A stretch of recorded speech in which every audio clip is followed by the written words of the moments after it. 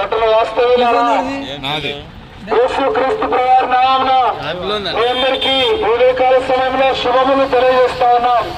ప్రత్యేకించి నూతన సంవత్సర శుభాకాంక్షలు మీకు తెలియజేస్తా ఉన్నాం. యేసుక్రీస్తు ప్రభువారు ఇలాగూ ఆహ్వానిస్తా ఉన్నారు. పరిశుద్ధ గ్రంథమైన బైబిల్లో ఇలాగ ఒక మాట రాబడింది. ఏమనంటే, కాగా ఎవడైనా క్రీస్తు యేసునందు ఎడల వాడు నూతన సృష్టి. చూడండి, ఈ యొక్క నూతన సంవత్సరంలో సమస్తము నూతనంగా ఉండాలని మనం అన్ని రకాలుగా అనుకుంటాం. నూతనమైన వస్త్రాలు ధరించుకుంటాం, నూతనమైనవన్నీ కొని తెచ్చిపెట్టుకుంటాం, నూతనంగా ఆరంభించాలనుకుంటాం. అయితే ఎవరైనా క్రీస్తు యేసు దగ్గరికి వస్తే ఆ మానవుడు నూతన సృష్టిగా చేయబడతాడని యేసుక్రీస్తు ప్రభువారు సెలవిస్తా ఉన్నారు. ఈ లోకంలో మనము సృష్టించబడి జన్మించడం, అయితే మానవుని యొక్క జన్మ పాపపు జన్మ. ఈ యొక్క పాపము జన్మ ద్వారా మనము ఇదే పాపంలో కొనసాగితే, జన్మ పాపం ద్వారా మనం చేస్తున్న పాప కార్యముల ద్వారా, కర్మ పాపం ద్వారా, మన స్వభావ సిద్ధంగా చేస్తున్న పాపం ద్వారా ఇదే కొనసాగితే మనకు నిత్య నరకం ఉంది, శిక్ష ఉంది. అయితే ఈ నిత్య శిక్షను తప్పించడానికి ఆయనకు పేరు పెట్టబడి ప్రతిష్ఠించబడ్డాడు. అందుకనే నూతన సంవత్సరంగా మనము దీన్ని జరుపుకుంటా ఉన్నాం. ఆయనకు యేసు అనే పేరు నామకరణం చేయబడింది. యేసు అన్న పేరుకు రక్షకుడు అని అర్థం. ఈ యేసు దగ్గరికి ఎవరైతే వస్తారో వారిని ప్రభు నూతన సృష్టిగా చేస్తాడు. నూతన సృష్టి అంటే నూతన స్వభావం, నూతన సృష్టిలో భాగం, నూతన జీవం, నూతన హృదయం. ఇదిగో హృదయ శుద్ధి గలవారు ధన్యులు, వారు దేవుని చూచెదరని పరిశుద్ధ గ్రంథమైన బైబిల్ సెలవిస్తా ఉంది. కానీ హృదయంలో 13 రకాల పాపాలున్నాయి.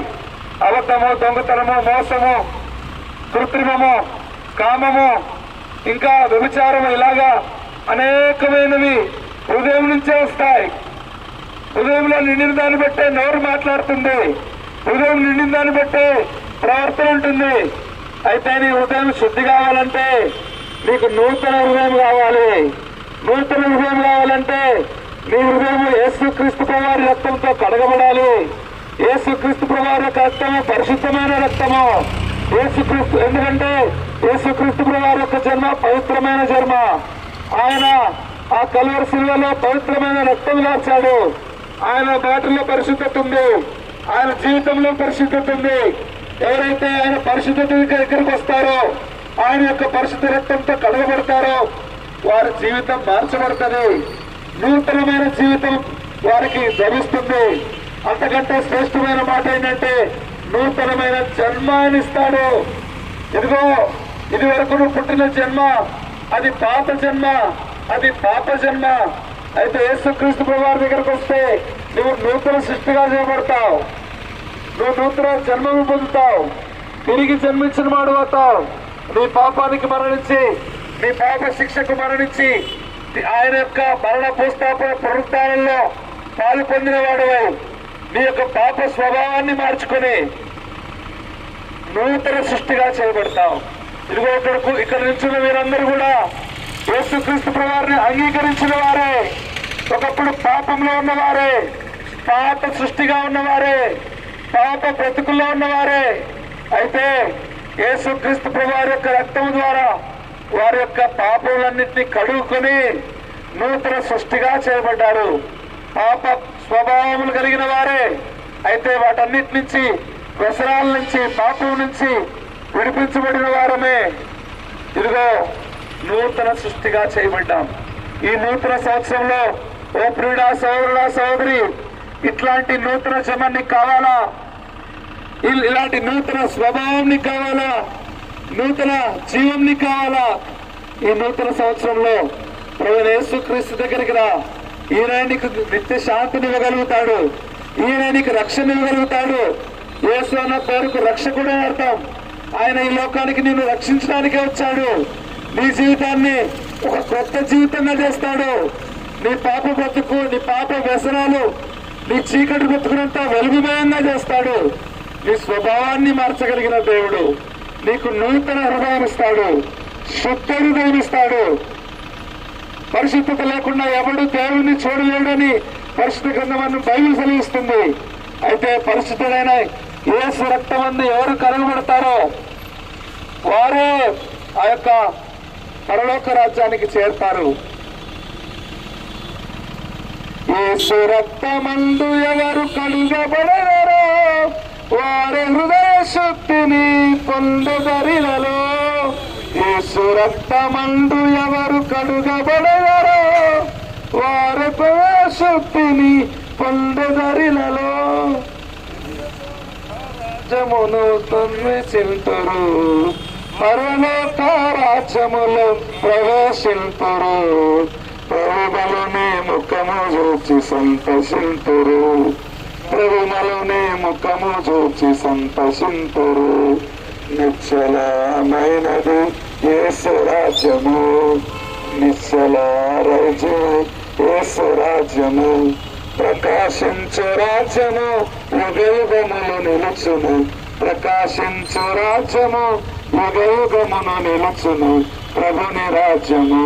ఓ ప్రియ సోదరులా, ఇదిగో యేసు రక్తమందును కడగబడితే ఇదిగో నీ కొరకు పరలోక రాజ్యంలో నూతన ఆకాశం, నూతన భూమి, నూతన కొత్త సృష్టిలోకి నిన్ను ప్రవేశింపజేస్తాడు. ఈ లోకంలో జీవించినంత కాలం నీకు శాంతి, సమాధానం, నెమ్మది ఉంటుంది. ఈ లోకం విడిచిన తర్వాత కూడా ఆ యొక్క కొత్త ఆకాశం, కొత్త భూమి, ఆ యొక్క పరలోక రాజ్యంలో ప్రభువుని చూస్తామన్న నిరీక్షణ నీకు దేవుడిస్తాడు. ఇలాంటి నూతనమైన నిరీక్షణ నువ్వు పొందగోరుతావా? ఓ సోదరుడా, సోదరి, ఇలాంటి రక్షణ ఈ భూమి మీద ఏ నామమున నీకు కలగదు. యేసు నామమునే పాపికి రక్షణ సర్వజగమునందు. ఆకాశము క్రింద మానవులలో పేరున ముక్తి లేదు. ప్రభు యేసు నామమునే పాపికి రక్షణ సర్వజగమునందు. ప్రియుడా, ఈ యొక్క నూతన సంవత్సరంలో ఈ రక్షణ అనే బహుమానాన్ని, ఈ రక్షణ అనే ఈ యొక్క గ్రీటింగ్ ను పొందగలిగితే నీకు ఆయన యొక్క నిత్యరాజ్యం నువ్వు పొందుతావు. ఈ నిత్యరాజ్యం ప్రసాదించేది యేసుక్రీస్తు ప్రభువారే. నేనే మార్గమును, సత్యమును, జీవమును సెలవిచ్చాడు. ఆయనే పరలోక రాజ్యానికి మార్గం. ప్రభువైన యేసునందు విశ్వాసముంచుము, అప్పుడు నీవును నీ ఇంటి వారును ఈ యొక్క నూతన జన్మ పొందగలుగుతారు, ఈ యొక్క నూతన స్వభావం పొందగలుగుతారు, ఆ యొక్క నూతన రాజ్యానికి వారసులవుతారు. ఈ స్థలం విడిచి వెళ్ళక మునుపు మీ కొరకు ప్రార్థన చేస్తాం.